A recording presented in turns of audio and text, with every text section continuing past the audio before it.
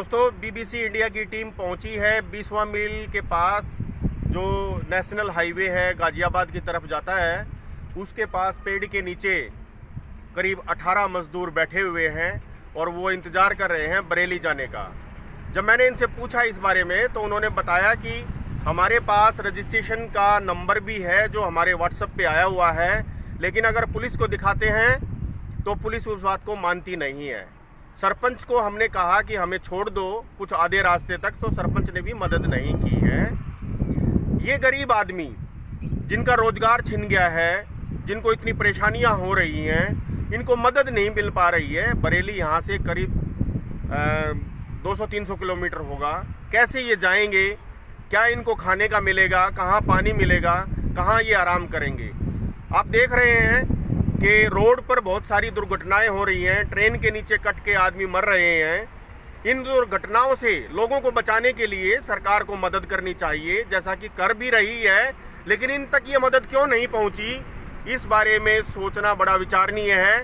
और अभी जानते हैं इन्हीं की जुबानी कि इन्हें ये कष्ट क्यों उठाने पड़ रहे हैं। ठीक है, कोरोना वायरस है, उसकी वजह से पूरा देश, क्या पूरी दुनिया लॉकडाउन में है। हमें समझना होगा इन लोगों के दर्द को कि किस तरह से ये अपने घर पर पहुंचे। अगर नहीं पहुंचे तो यहाँ भूख से मर जाएंगे, और अगर भूख से बच गए तो घर जाते जाते मर जाएंगे।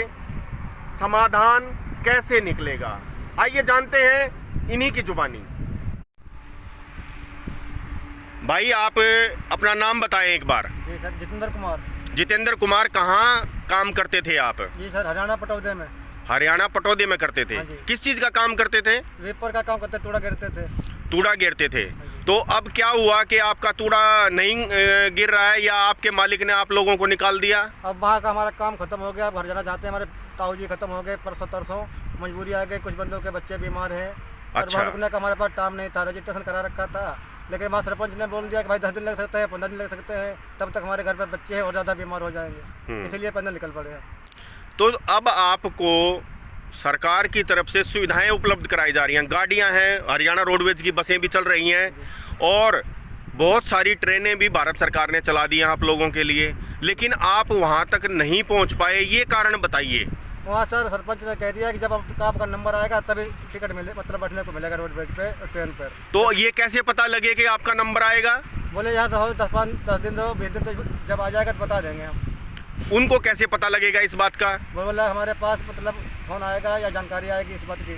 अच्छा, तो अब आप यहाँ से पैदल जाएंगे? क्या करें, मजबूरी है, हम जाएंगे नहीं तो हम भी यहाँ भूखों मरेंगे, और घर पर बच्चे भी भूखों मरेंगे, माँ बाप बुढ़े हमारे हैं, ताऊ तो गुजर गए, कोई बात नहीं। तो ये लॉकडाउन तो वहाँ भी है, वहाँ आकर के किस तरह की काम करोगे आप? कैसे पैसा कमाओगे? अब सर वहाँ भी तो कोई नहीं है, यहाँ तो अपना घर द्वार तो है, माँ बाप के पास तो रहेंगे, वहाँ कौन था हमारा? आपकी खेती बाड़ी होगी कुछ? सर कुछ नहीं। कुछ नहीं है।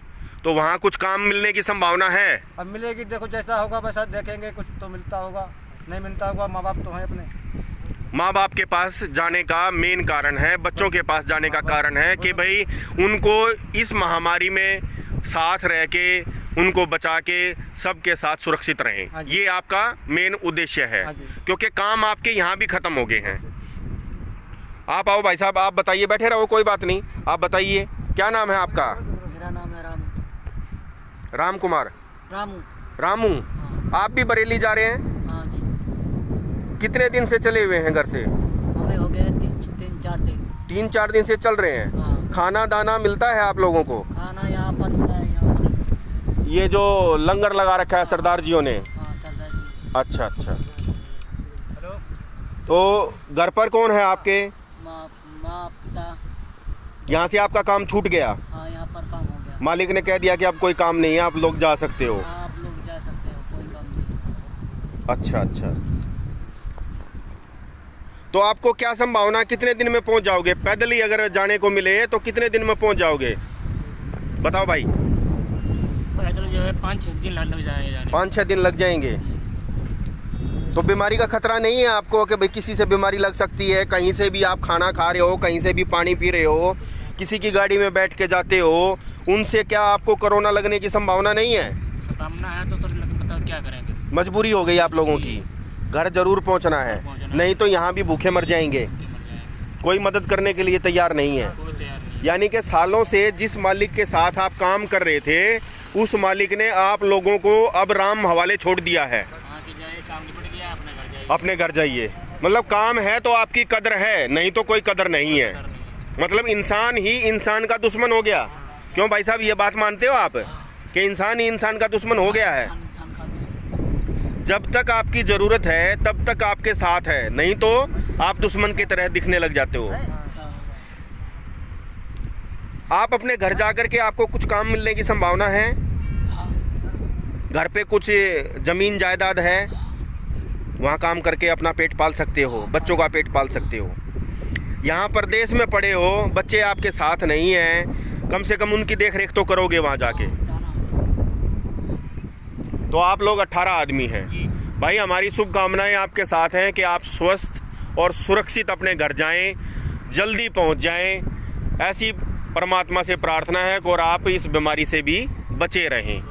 तो इसी के साथ एक बार फिर मैं आप लोगों को BBC इंडिया की तरफ से शुभकामनाएं देता हूं, धन्यवाद देता हूं कि आप लोगों ने अपनी बात रखी और इस बात को हम आगे तक पहुंचा पाएँ ताकि आपको जल्दी से जल्दी मदद मिले। धन्यवाद। जय हिंद, जय भारत।